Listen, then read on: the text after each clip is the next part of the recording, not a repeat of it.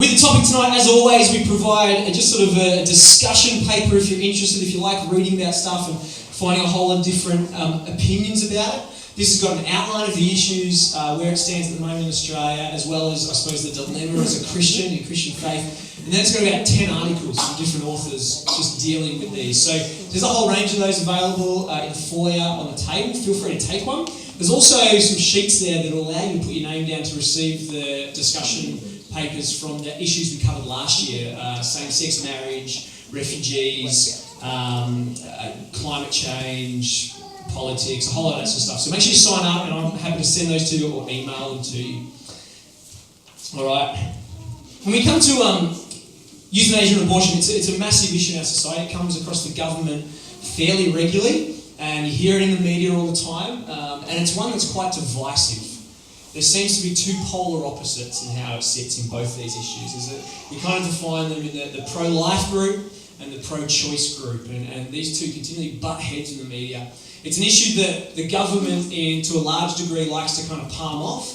They don't make sort of really strong decisions in it, which is frustrating, and so there's kind of different rules all around Australia in these issues, which makes it really complicated to understand as an Australian citizen.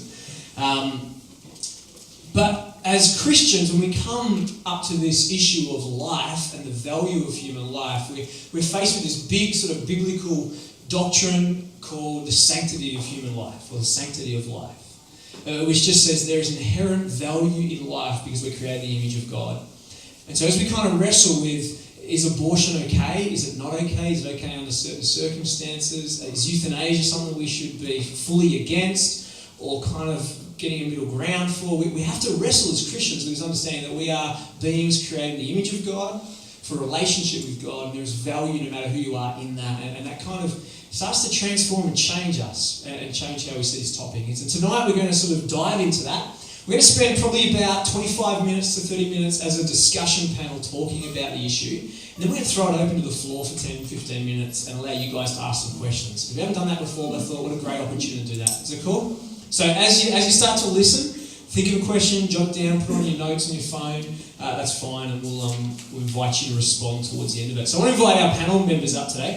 The first one is a gentleman from our church, a legend in our church. He sits on the right hand of God, according to many. It's not Larry. But this has been a doctor for 48 years, a rheumatologist, clinical educator, and I'm incredibly blessed that he said yes to be a part of this. And that's Dr. John York. So can you please welcome him?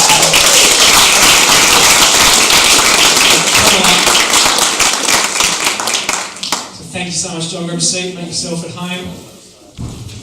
The only thing I'm not an expert in is 58 years.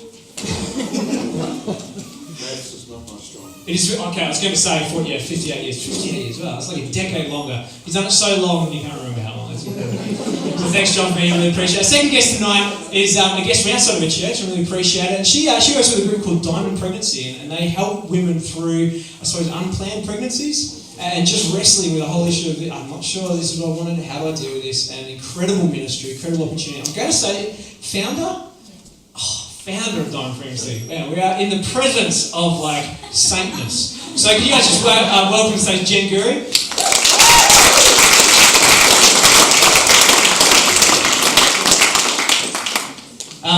The next guest, I can't say, yes, pull up a seat either next to me. I'm all right. Okay. I can't say enough nice things about. She is my mother-in-law, so but she's a chaplain at RPA in intensive care unit and deals with kind of life and death every day. Deals with the medical staff and has an incredible ministry. And we've heard from her at our church. So can you please welcome Jenny Gaynor up to the stage? Thanks for joining us, Jenny. And the last one is the man who knows all things about all things, including ukulele. And that is Pastor Larry Galbraith. So welcome up.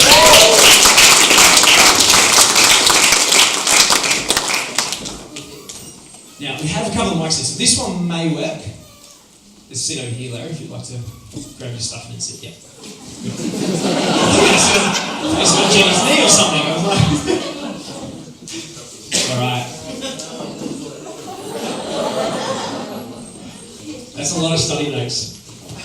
So. They're not on the topic. I just wanted to look to learn. Just prepared next week's sermon while you're here. So as I said before, as I started to sort of research into these issues and read, it's huge, and to be honest, there's so much literature about it. There's so much debate over it, and it's quite polarised. So the way we might just kick this off is just if you can share a little bit about yourself, and I suppose where you're coming at in your experience for tonight's discussion. So do you have sort of an area that you have worked in particularly more than any other area? That would be fantastic to share. We might start down with you, Larry, is that all right? Move down the table. Try this one? Yeah. How are we going on this one? You hear me in there? Yeah. Very good. My experience, basically, because I've been in pastoral ministry when I went into Bible college at 18, has been with people in the throes of life and death, and to be in pastoral situations where people are making decisions, have made decisions about keeping or not keeping children. And so I've been in that kind of environment where things have been pretty intense, and certainly been with people and been with families quite extensively and quite in a very focused way as they've lost loved ones. And I've personally been through that same sort of issue with the loss of both my parents and Shelley's father, and they were the kind of non-sudden deaths that you really see somebody in struggling for every breath and to hang on to life. So I have some sort of personal experience in that, but also some pastoral experience in that. So I come at it from that kind of point of view. Yeah, try that. That's totally.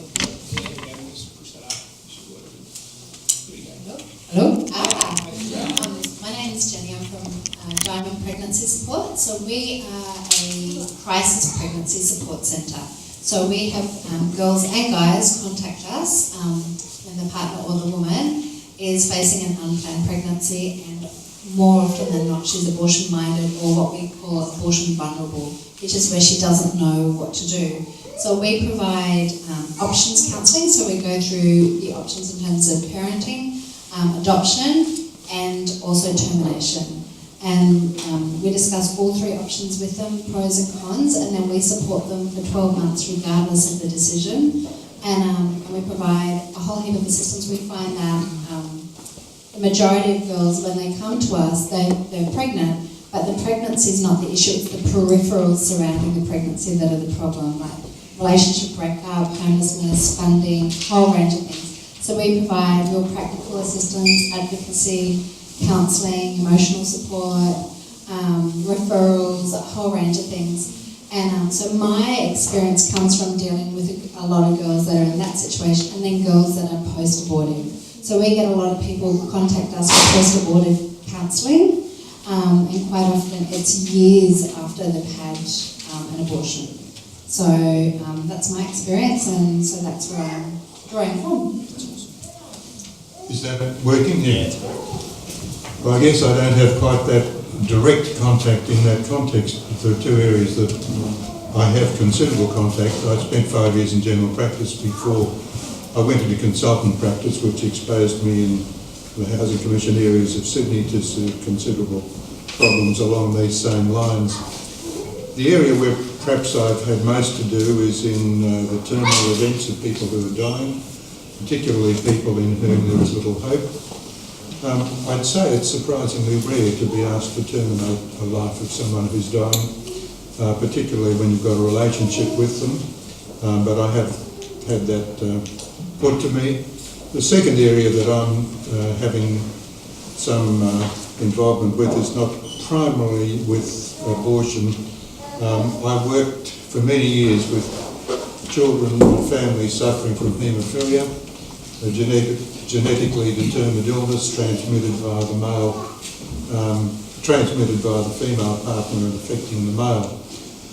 And as time's gone by, there have become all sorts of techniques whereby you can forecast the future sex of a baby.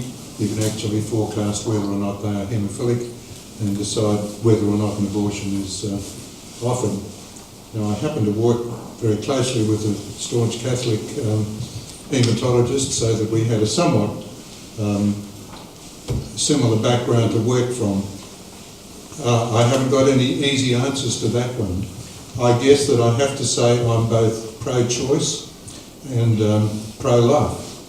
this whole business of wanting to polarise it into one way or the other really gets to me. Perhaps the most glaring example of that is the caption that you see that the most dangerous place to be is in the womb, and that's actually pretty true. The second thing is the advertisements that are going on for Elavil and for folate, in which they put up the picture of the little fetus, and I can't think of anything more likely to stir a mother's heart than that picture. And the balance of trying to get a reasoned approach somewhere within those two extremes is extremely hard. I'd love to say I had the answer. The main thing I come from is the viewpoint that I believe that God created us, that he loves each of us. At what stage life begins, I wouldn't dare to speculate. The safest way is to think it begins from conception on. There's lots of arguments that you could take around. I won't talk all night about that, but they're just some of the things to throw around. I'll leave it at that. Confronted with real life and death issues where people have found themselves in intensive care through traumatic accident, through terminal illness, through surgery that has gone awry and with many complications. And just even in this last week, I had a doctor, which is a rare experience, actually come and consult with me about a patient that had been in intensive care long term, and he was very concerned for the patient's wife and the fact that the patient was actually, his situation was for recovery was futile, and he had been receiving treatment, but they had decided to withdraw treatment. And the doctor actually said to me, you know, that sounds like euthanasia, but it isn't actually that. It's actually palliation. It's actually providing appropriate care for the patient so that they die with dignity and they die with, so it's not withdrawal of care, it's withdrawal of treatment. And so the public has a very varied view on what withdrawal of treatment is. We say, oh, you know, they're turning off life support, you know, and that just sounds like, well, you know, that's a very dramatic decision to make, but it's, you know, it's sometimes it's the words we use that actually colour the situation. So, you know, that was a very, he said, you know, we're not euthanizing, we're actually providing appropriate care so that this patient can die appropriately and with dignity. And then as far as the abortion situation is, I've had experience with, you know, with family, or not with family, with people that I know who have been confronted with a decision that they've had to make because the mother has been suffering with a serious cancer, that the pregnancy has, the hormones in the pregnancy have actually accelerated the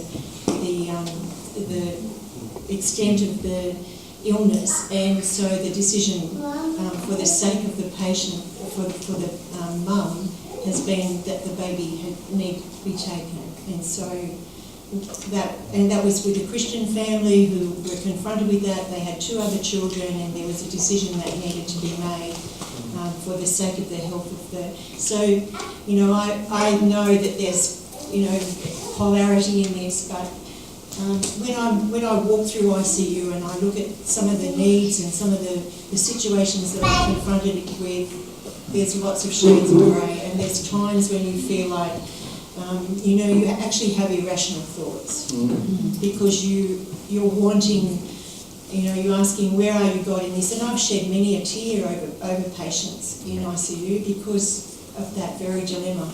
And I'll share very personally with my own mum, who's had a stroke that has actually imprisoned her in her own body. She's fully cognitive, but she's so longing to go to be with her Lord, and asking, you know, why can't I go? You know, why can't I? And there are times when I leave that place and I just think, you know, why not? Isn't there something that we can do? But I know they're irrational thoughts, and then I'm challenged about, you know, the sovereignty of God, but, you know, and so I oscillate to and fro between those. You know, it's a huge dilemma. Yeah, I think that's really important thing to remember is that This is the reason we discuss these is I think the whole understanding that there's a black and white answer is probably more difficult than it really is. And so, John, I might just throw this one because Jenny raised a really interesting point there. When it comes to euthanasia, there seems to be a fair bit of misunderstanding around what euthanasia is and kind of the confusion between withdrawal of life-prolonging treatment and symptom control and euthanasia. Can you maybe just for us real briefly just describe what are we talking about when we talk about euthanasia compared to these other things? Well, part of the problem is one of semantics. The word euthanasia means good death, and we would all want to have a good death. The second thing is that people have started defining active and passive euthanasia.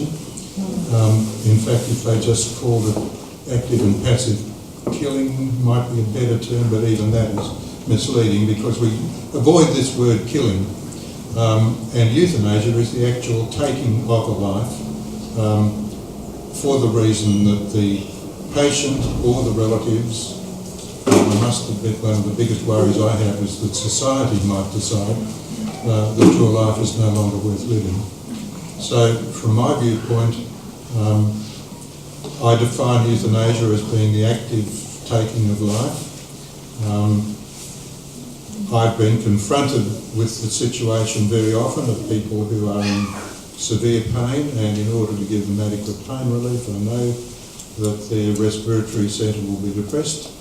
I've been in situations where the vital things on the screen on the wall are telling me that the patient's heart is beating, but there is no way in which they can live an independent life if that machine is turned off. And that decision has to be taken. The other area where I have had real difficulty is where a patient may have, I think of one lady who had acquired haemophilia. In other words, she developed a bleeding tendency as part of the result of some of my treatment for her arthritis, which was a bit worrying. And she ended up with massive hemorrhages everywhere and hemorrhage into her abdomen. And the family absolutely insisted that we send her to theatre to try and stop that bleeding, knowing very well that she was going to die on the table. And actually, this is the thing, we do have choice. There's no way in which we can't have no choice. The family decided, it was decided that we must support them, and they went to theatre and died. And that was an unnecessary suffering, not only for the poor husband and the family, but for the ICU staff who had to be confronted with that. Now the other area, perhaps I'll leave that later, but the effects on staff. Decisions that society taken are drastic, and some of them... We'll get into some of those ethical and personal questions. So thanks, John. Yeah, so it is really important that we understand the difference in when someone's situation is such that they're being kept alive by medical treatment, the withdrawal of that's not euthanasia. And the other side is symptom control. When someone is perhaps dying, we are addressing that with medical treatment in order to help them deal with the symptoms. So I think, as you put it earlier, it's aiding someone in dying immediately, pretty much, I suppose. Now, I think it's going to come before a bit for you, Jen. When we're talking about abortion, it's probably far more common than euthanasia. In fact, I think some of the statistics I was looking at is some rough numbers is somewhere around 75,000 abortions a year plus in Australia. Tony Abbott got in a lot of trouble because he said there's 100,000, and everyone sort of stood up and said, "How you can't say that." Some of the difficulties in this is, I think the statistics also said 260,000 babies were born in 2009 and 77,000 were aborted. So it's pretty high. They're the ones who use Medicare. Yeah. And some of the difficulties. Can you talk to us a little bit about the difficulties in working in a system where I suppose there's not sort of clear guidelines or laws. I know I was reading that abortion is still under criminal law in Australia, and the states all have different rules. Can you explain some of the, I suppose, how that makes it difficult to work with people through that whole process? It is true. In Australia, in New South Wales, you can terminate up to 16 weeks legally.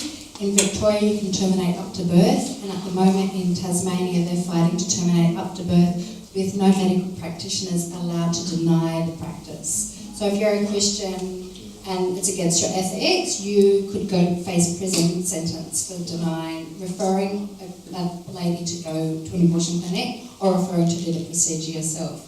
So that's currently in debate. The reason I say 75,000 plus is because 75, it was a few years ago, it was 80, so I'm not sure. 80,000 women are they can claim a percentage of the cost of the termination through their Medicare, through the rebate. But there's a lot of women that won't go and claim their money back because of the shame attached, which is why Tony Abbott quoted around 100,000, which is actually more accurate. There was 69 adoptions in Australia last year, and there's a 7-year waiting queue for families wanting to adopt. So when we talk about unwanted babies, it's not actually the case. They're very wanted, but possibly not at immediate time by their birth mother. So what I navigate is when clients come to us, some see us as a pro-life organisation, some see us as pro-choice. I actually don't like the term pro-choice because the pro-choice movement has commandeered the word choice. So by choice, they actually mean abortion. So when you say I'm pro-choice, you're actually saying I'm pro-abortion, which is that's a whole different argument then, you know. So abortion is terminating a child, and when you terminate a pregnancy, it's removing the child from the woman's womb, which cuts off its heartbeat and its brainwaves, which is a death. So it's killing a child. So whenever as the doctor would agree, like whenever the brainwaves are gone and the heartbeat's gone, there's a death. So that's what abortion is, and so that's why people use the word pro-choice. It's much more palatable than pro-abortion or pro-killing a child. So when we have clients come to us, sometimes they don't understand like how far along they are. Like we had a gentleman ring us on behalf of his partner the other week, and she was 15 weeks along and they wanted to terminate. But one more week and she'd have to go interstate in Queensland, she could go, it's 24 weeks. And then we had another girl come to us, and she was late term, and the procedure between an early term and a late term procedure is much more horrendous. You know, forget the morality side, but the procedure itself is a lot more complicated and a lot more risky. And so when we're talking to a girl, they're often in crisis. They're like, oh my gosh, I'm pregnant, what am I going to do? I need to fix this, I need my life to go back to normal. And that's not going to happen. Right from that point, she's a mother, but the difference is, does she give birth to a live child or a dead child? You know, from that moment on, she's going to be different. Her life has changed. So we encourage women because any decision made in haste is never going to be your best decision. If I gave you $1 million today and said, quick, go buy a house, you have to buy a house tomorrow, there's no doubt you wouldn't have, researched the suburb, looked at the foundations of the building, seen if there was any termites or anything, or if that's the area that you wanted to live in for the next 20, 50 years. So it's even more a greater decision when it comes to terminating your pregnancy, because it's the only decision that's irreversible. You know, adoption has a long counselling, time frame. Long-term foster care is an option, there's considering, a relative to parent or raise your child is an option, So there's option, and parenting, you can begin to parent and then go, this is it for me, and then consider fostering or adoption afterwards. Everything's reversible except termination. So we always get our clients, just wait, let's talk this through, just take your time. We go very thoroughly and methodically and listen to them and listen to the concerns surrounding their pregnancy so that they have the time and the headspace to make a calm and educated decision. And my science is a bit crazy, but how I understand it is when there's crisis, this hormone is released, a stress hormone, and it blocks the rational part of your brain, which is why you can't negotiate with toddlers, because they're like so stressed out, you've got to wait. It has to, that stress hormone has to go down so that rational part of your brain can be engaged. So we want them to calm down, slow down, let's talk through everything, talk through why you're panicking about this, what is it, you're about to be kicked out of home, slow down, and then we work through it all. So even if they decide to terminate later on, at least they've slowed down, they've taken in all the information, they've absorbed all the facts, and they've gone away and they've made an educated, empowered decision, and they feel like there is a support base around them.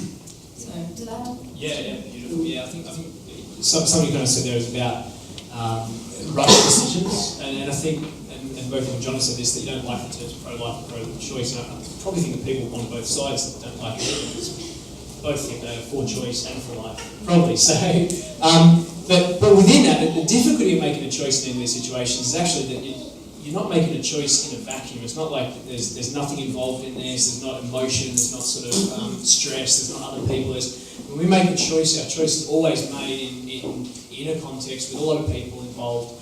And these issues are highly stressful situations. They're situations where people are making choices probably they wouldn't normally make in other circumstances.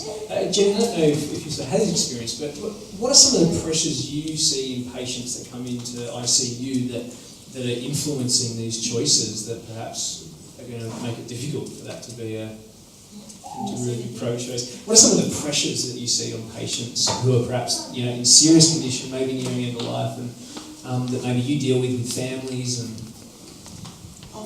Often the pressure is more with the family than with the patient, because a lot of the patients in ICU are beyond the stage where they can actually make a decision because they're intubated or under, receiving assistance in their breathing. So a lot of the decisions, if there hasn't been family discussion before, there's a lot of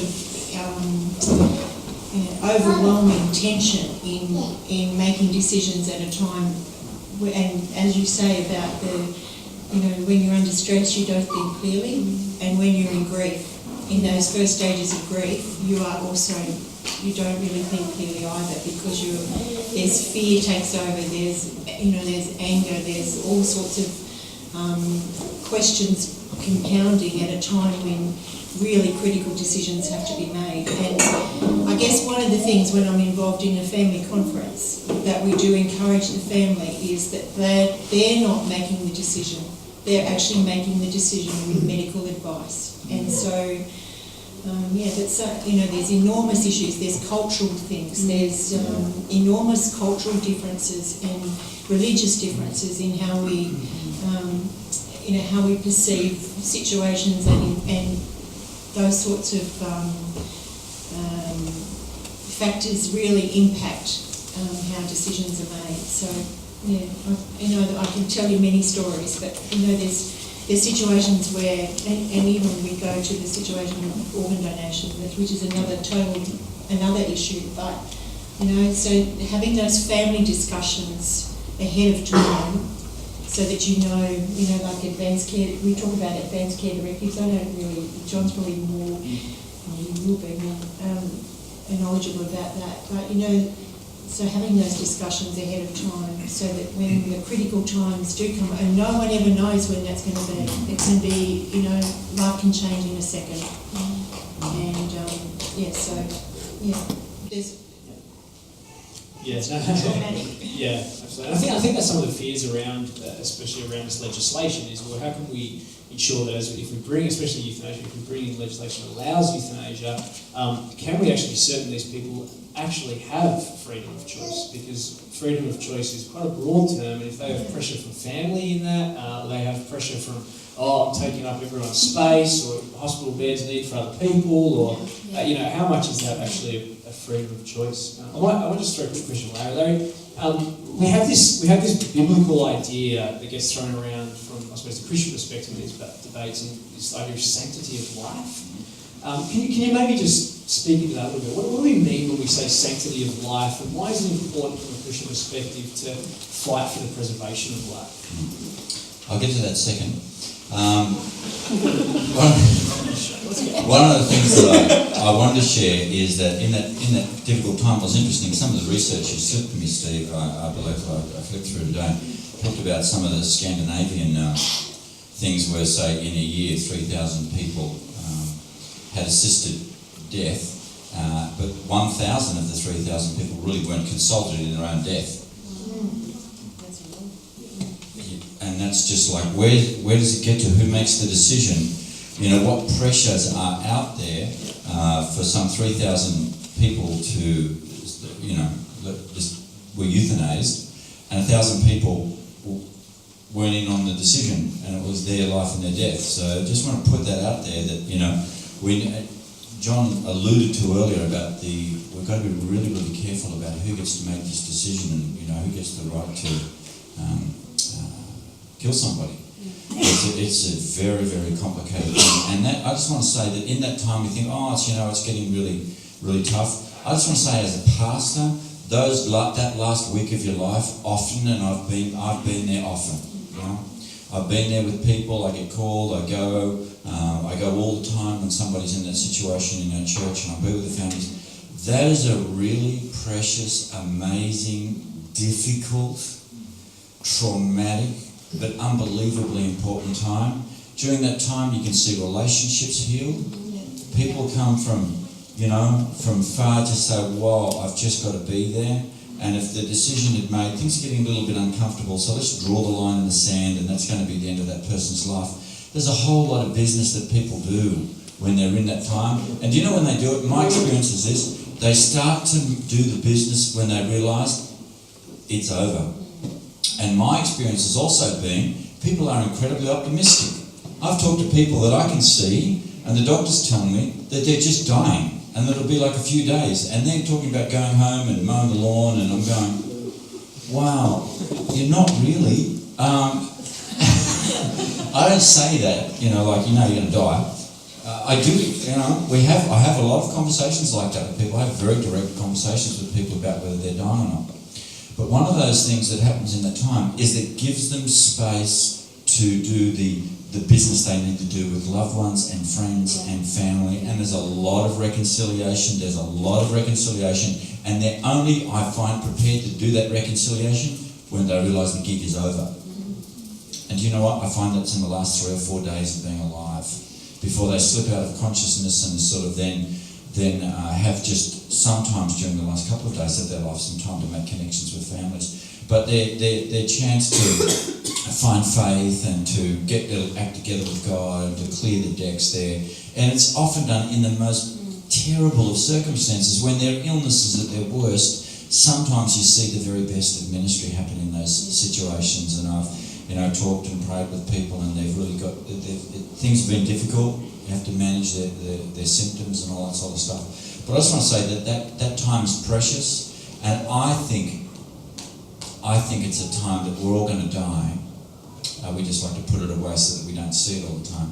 I think that there's that growing through that and going through that, and from a Christian point of view, going through that with a great hope, and to share that with people, and to read scripture and to pray and to sing over them, and and all those kinds of things, and to give them that comfort is real, and that takes a time, and that just doesn't happen. Let's load the needle. It's a time and a process where people can do their thing in their own life. And what was your question? Is that okay? That's a great answer, not to my question, but that's cool. That was really important. It's all good. No, that's good. I think, that's fine. That's a really good answer. Next time I'm going to get egg time up here, because half an hour's almost up. So goes so fast. I might just kind of get into the nuts and bolts of what this is. No, it's all good. Don't worry about it. You can read it. I really encourage you. Grab this reading. There's like a 10-page article on Sanctuary Life. I read this afternoon in preparation. Fantastic. So please make sure you get that and read that. I'm just going to jump into maybe some of the other issue questions, and we'll go through the stage. Public poll is in favour of euthanasia. A recent public poll says, I think 85% of healthy Australians actually say that euthanasia under certain circumstances should be made legal in Australia. An author and palliative care worker named Megan Best, she sort of contradicts this and says actually polls done in hospitals with palliative care patients actually show that in the first week of their care, only 4% asked to be euthanised. So these people are at the end of life. And she says after a period of time, palliative care drops to about 1.5% of people actually request. John, can you talk through how is palliative care perhaps an option to actually, what is it, and how is it maybe an option to, I suppose, give people good death without actually having to bring them to the end? Well, Larry, I want to talk to something else. Two very brief points. One is legislating to deal with the exceptions to the case, which is really what happens when it comes to euthanasia, is bound to produce bad law. Yeah. So that's the most important thing.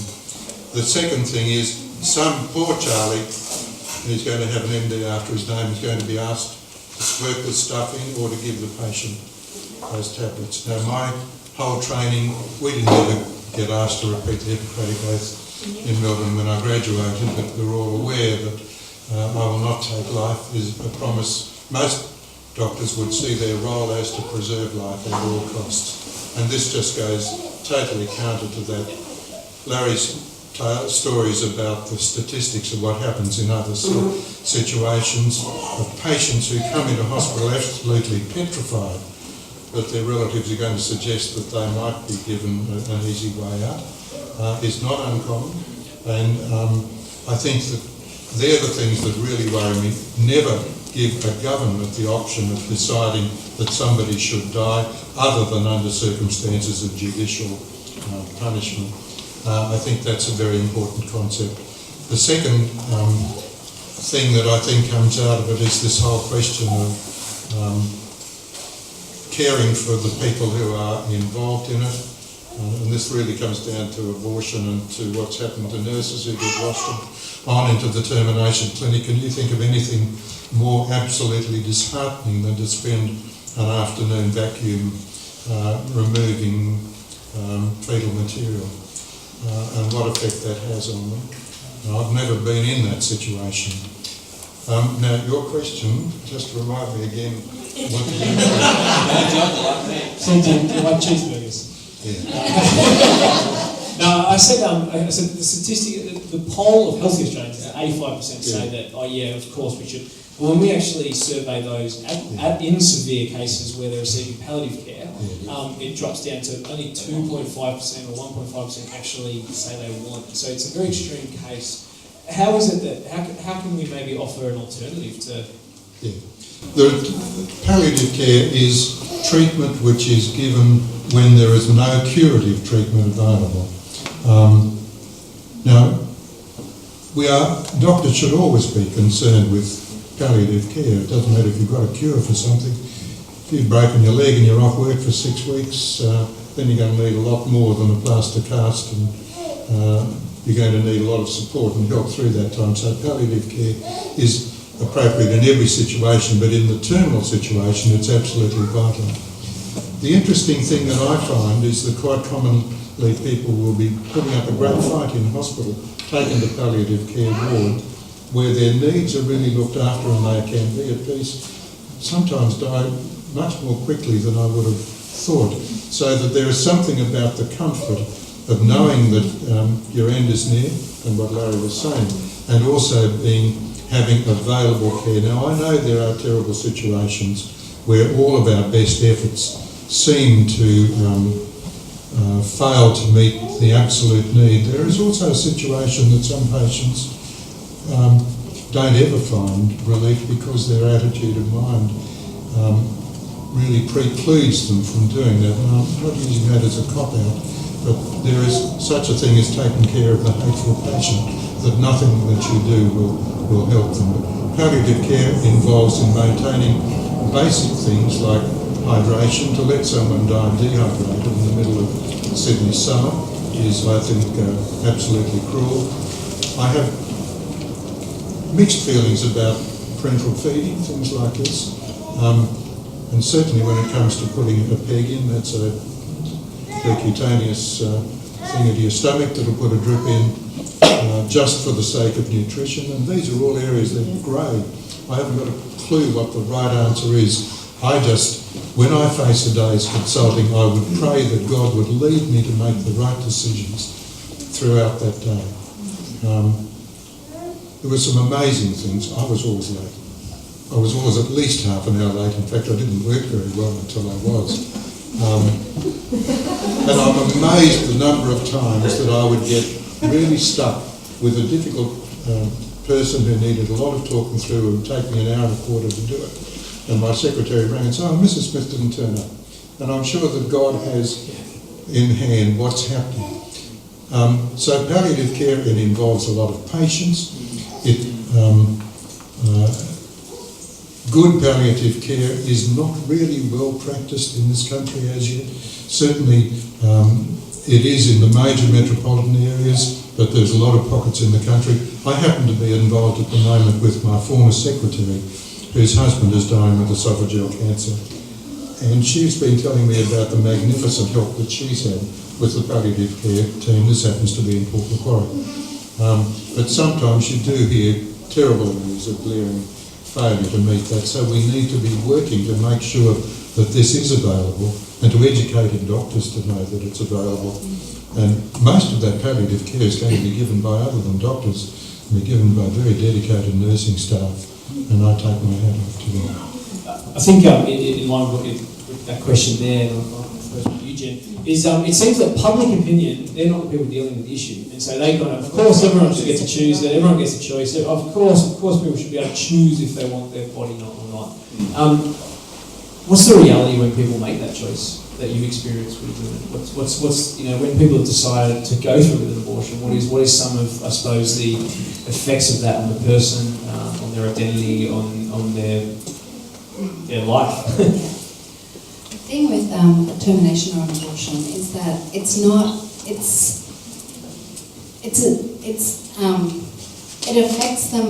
affects women and their families more than you know, because it's not the removal of a tooth. It's not, people say it's my body, I can choose, but when was the last time you heard someone grieve the loss of their appendix? Like this, it's not, it's actually, it's got its own DNA, its own bone structure. It's not part of the woman. And so that's like this urban myth that's out there that it's part of them. It's a lie that society has put out.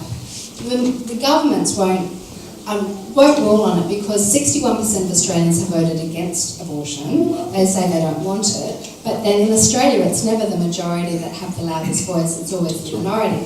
And they may get the support of the people of Australia, but then they may lose the support of the party. And then you have a Kevin Rudd, Gillard kind of scenario. So, I don't need to talk politics, but so how it affects the women that go through is Dr. Priscilla Coleman, who's a research scientist in Princeton University in the United States, has done extensive research over 20 years and has found that, I can't give you exact statistics, but I can tell you the results of her research, is that their propensity for an aversion to sex, sexual intimacy dysfunction, broken relationships, 5 times more likely to use drug and alcohol abuse as a result of a termination, a decrease in mental health, which means women who may have had a slight propensity to anxiety and depression are now facing gross depression with suicidal thoughts, anxiety, panic attacks. 88% of relationships that where they've decided to terminate a pregnancy end as a result of the dysfunction that's caused as a result of the termination within the relationship. It's absolutely monumental. I have heard Priscilla Coleman went into research about this because she was at university and one of her flatmates had a termination and then was in the car and the radio was on and she's like, oh my God, did you hear that? Did you hear that? They're going to tell my parents I had an abortion. And she was hallucinating and hearing things that weren't actually said. And just last weekend I heard of a woman that went through extensive plastic surgery on her face because she couldn't bear to look at herself in the mirror after she'd had an abortion. The emotional, psychological effects are absolutely paramount. And then there have been links to sterility because it's a medical procedure, and in any medical procedure things can go wrong, and often that is the case. And then you've got there are some studies, again it's all depending on what you read, that there is a link between a termination and breast cancer. Again, some are conclusive, some are inconclusive, and there's other reports that negate that. But if you do the math, there are some links, definitely there. So it's had monumental. We have had a client in, she's probably my most precious client because she's had 12 to 13 terminations with 2 to 3 of those being late term, and which is absolutely beyond tragic. Now, did she choose? Not entirely herself. She was prostituted out from as a 15-year-old girl by her 25-year-old boyfriend. You know, then they bullied her and forced her to have determinations. You know, how did she get into that relationship? Well, she was abused by her father, so all her mental health, her sexual boundaries, her core value, her value around her sexuality were broken down at a very young age. Like it's broken humanity. So, and again, I've forgotten the question. How bad is it?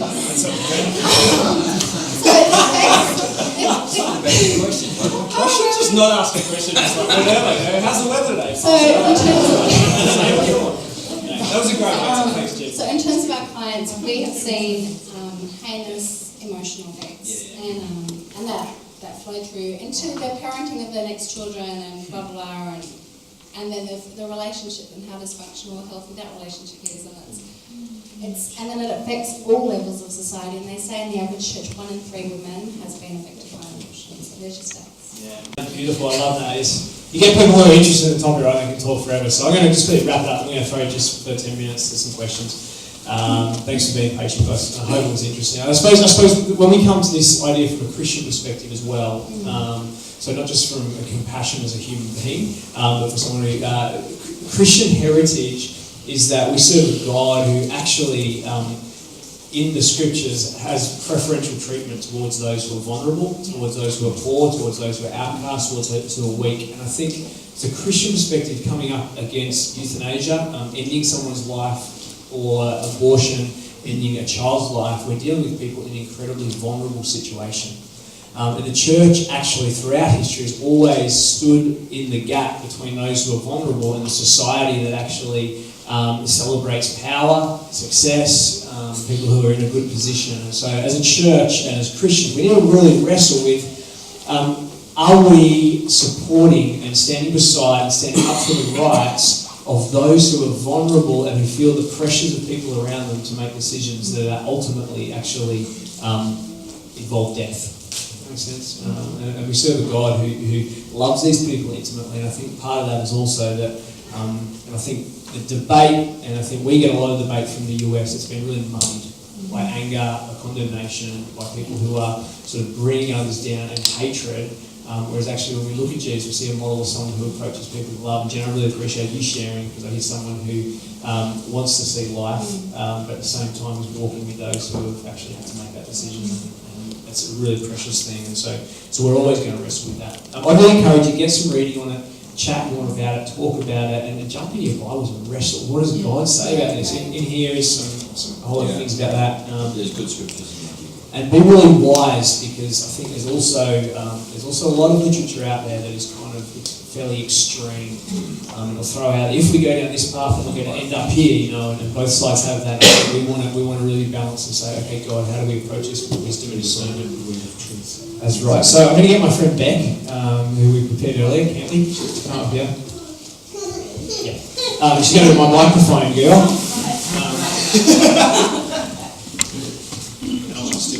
Yeah, and listen, we might just take, just in the last 10 minutes we have, I might just sort of throw in, is there any questions that people have? And there's no questions that aren't sort of no-go zones, so feel free. Yeah, we got one over here from Mr. Black. Oh, Sandy. Thank you. The question in regards to euthanasia, a lot of the talk has been around people who are in the final stages of life and death is imminent. What about people who have been diagnosed with Alzheimer's? And a very cognitive state, they know what's going to happen in the future. It could be 5 years down the track, 20 years down the track. Should they have the right to be euthanized at a time in their life where they completely understand what is coming?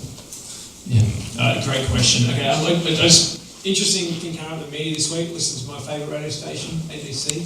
Driving home. This is why I'm so educated. After Alan Jones in the morning. Alan Jones in the morning.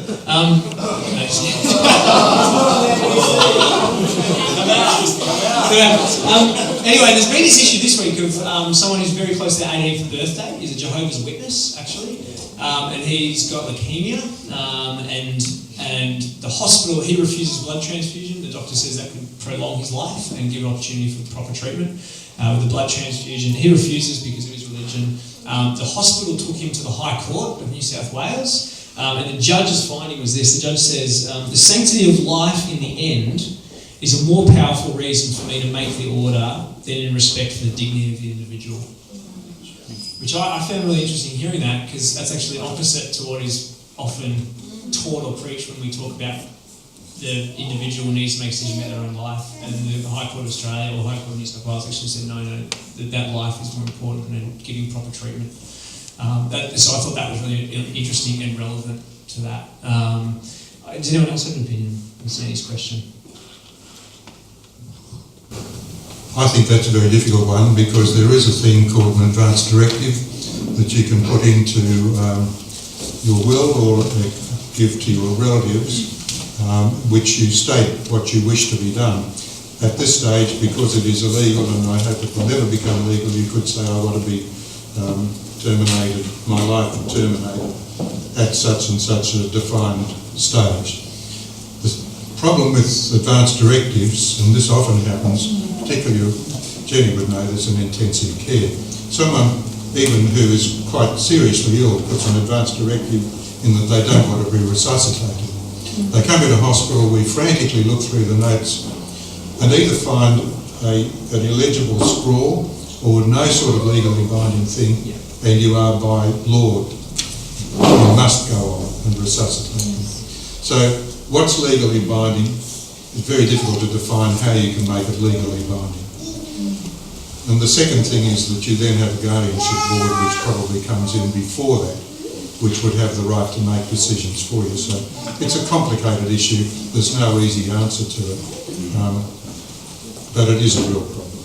Yeah. Some of the statistics that might be relevant to that also, Larry touched on it, and I'll give you guys a chance to respond, is also in the Netherlands, euthanasia was legalised 2002. By the time the law had passed, the courts had already legitimised the death of patients who weren't actually terminally ill, so people can make decisions based on life, what they like. The Dutch are currently debating the need to allow the elderly to be euthanised when they're tired of life. So just when they've had enough and done. In early 2005, a Dutch hospital published their guidelines on how to kill disabled newborns as a result. And then over the page, this author also talks about the mental state of patients in situations that you're talking about. She says, obviously suicidal thoughts are symptoms of depression. And research shows that sometimes when patients express their fears at the end of life, it was misinterpreted by healthcare providers as a request for euthanasia rather than just fears of life. And she said that particularly when it comes to cancer patients she's talking about, the incidence of depression was as high as 45%. And there are reports that 1 in 6 patients who requested lethal prescription were clinically depressed, but they weren't referred for counselling. So I think the issues that we touch on there is, are people actually making choices that are legitimate, or are there other issues that come into that? And so once the law is passed to say, yeah, that's okay, they can make that choice. And how many people are really making choices under undue pressure? With the advances that are being made in medical science too, so you can make a decision, that this is what my life's going to be like, and who can predict when that end of life is going to be, or whether that is going to be. There could be a turnaround, there could be something that is, they've come to a medical understanding about, and there is a treatment for it.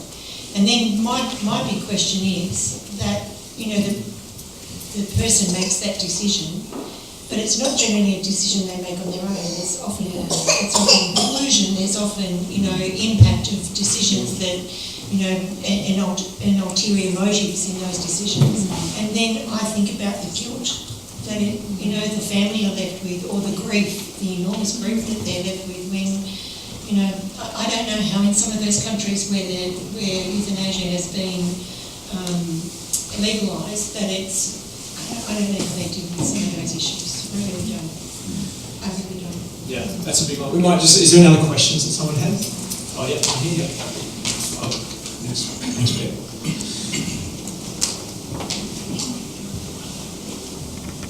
Yeah, you're on here. Sort of related to that question, and you put forward a lot of people present really compelling arguments against euthanasia legislation in terms of the practicalities, and I support a lot of that.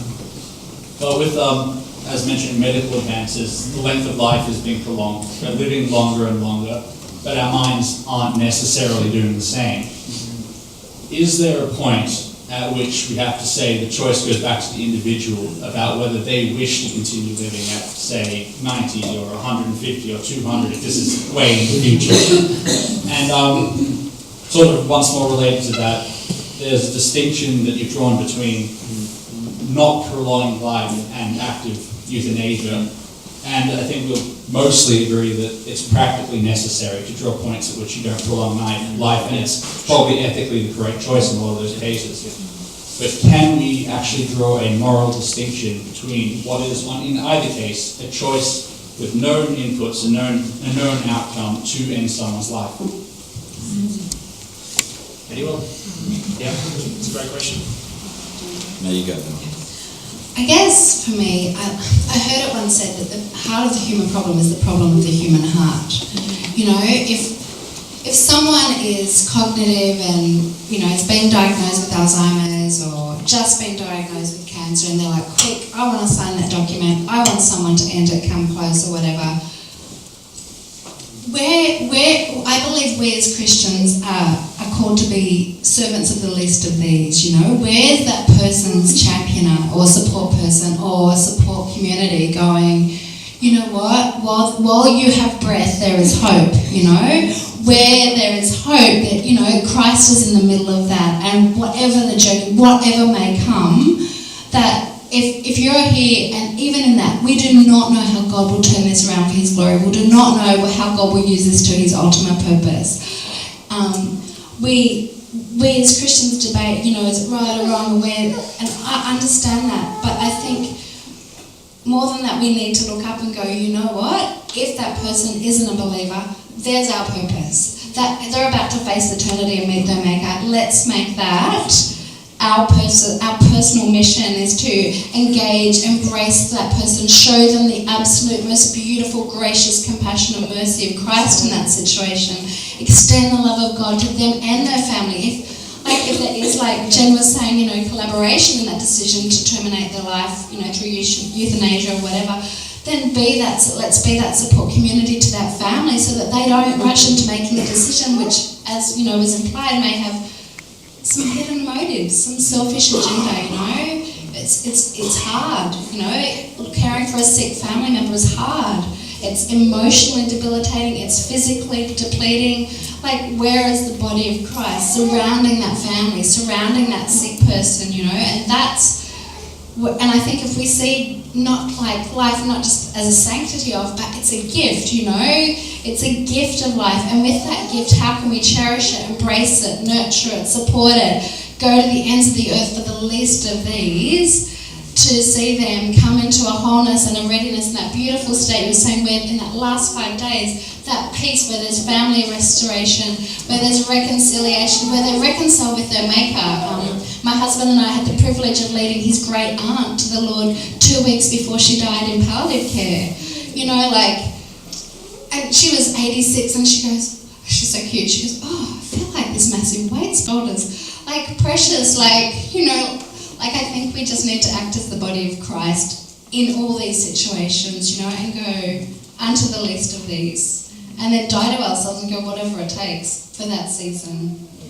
Sorry, be cool. One of the things that when you're young, you just sort of think life ends at 40 or 50 or 60 or whenever, right? Okay, you're looking and think, well, we're young, you know, if I ever get like that, I'm not sure if I want to go on. If I ever get like that, I'm not sure if I want to go on. And we define those things, but you know, life happens, stuff happens. Life changes, health things happen, and you can adapt, you know. You see these wonderful people that have been smashed to smithereens in car accidents, and yet they are making really viable contributions, you know, in our Paralympic team, and you go, you know, if I ever get killed, you know, in a car accident like that's, you know, just get the pillow and just lean on me for 10 minutes. And because I never want to be a cripple in a chair until you become a cripple in a chair. And then you think, well, what can I do to make my most of my life? And there are lots of stages like that through life. And there is still value in, even though your life might be modified, it might not be what you wish, it might be very different, it might be disabled. But I still think you can make a really valuable contribution, and you can still be a real shining light where you are. And I understand with things like Alzheimer's, it's diminishing returns. You know, you really are on a hiding to nothing. I get that. But you know, we've lost some precious saints out of this church who have not fared well in the last couple of years of their life, but they have been absolutely enveloped by the love of the Christian community and the nursing community where they were. And in their time, they just went to be with God, and yet it wasn't, you know, they weren't the chess champion of the world that they were perhaps in their 60s. So, you know, I understand that, but I just want to say that, you know, you think, well, you know, life's worth living, you know, like that, and when it changes, it's not, you know. I think it's different when you get there, and we can adapt and make wonderful contributions. Just one thing, I think there's been several very large social experiments in that concept. Nazi Germany would be the one that stands out most, of anyone who's mentally defective, anyone who is disformed. I think it's a very dangerous road to go down, and yet I sympathise very much with people in that situation. But it is how we care for the society that stops caring for people who are handicapped or who are unable to enjoy life in its full, loses all its Christian grace. I'm afraid we are a society that's heading in some of the ways towards that. I'm not sure if that answers the question at all, but that was good. Yeah, and the distinction there is what we made at the start between euthanise, someone who's not terminally ill and ending that life, compared to someone who is dying and then withdrawing treatment. I think that was, but... Can I just add one thing regarding the answer? Yeah, quickly. Yeah, beautiful. I agree completely with the sentiment of supporting and discouraging anyone from taking such a rash decision. But does our perception of the right outcome, our knowledge of what's to come, override their free will in the subject? Yeah, big question. Do we have time? Last one. Can I just say that I'm pro-choice? People can make that decision, but please don't ask me to do it. Yeah. All right. I think that's it. We've got one more last question. So I hope you're okay. There is food after this, so just like hold out a little bit longer. Isn't that good? You can still ask So from a sort of biblical perspective, do you think it's right with God for a terminally ill person to sort of decide to end their life, or should they die naturally? Great question, Liz. My understanding from Ecclesiastes is that there is a time to be born and a time to die.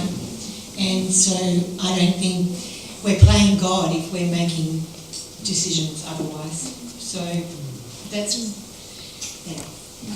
the dilemma. It's a huge issue, and but if you really have a strong faith as a Christian, you've got to go back to what God's word says. And you look at Psalm 139 about how we're knit together in our mother's womb, and God orders the days of our life. He knows. Yeah. He knows every detail about us and every choice that we're going to make, and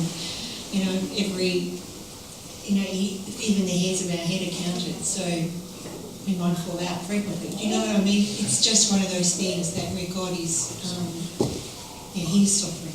And we have to trust in Him for, He's the creator of life, and He is the sustainer of life, and He's also in control. Really. Yeah, unfortunately, that's all we've got time for tonight.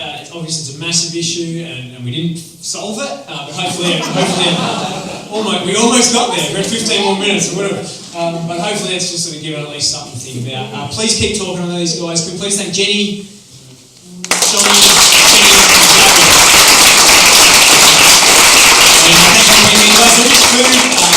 guests, food's on the house, so please enjoy that.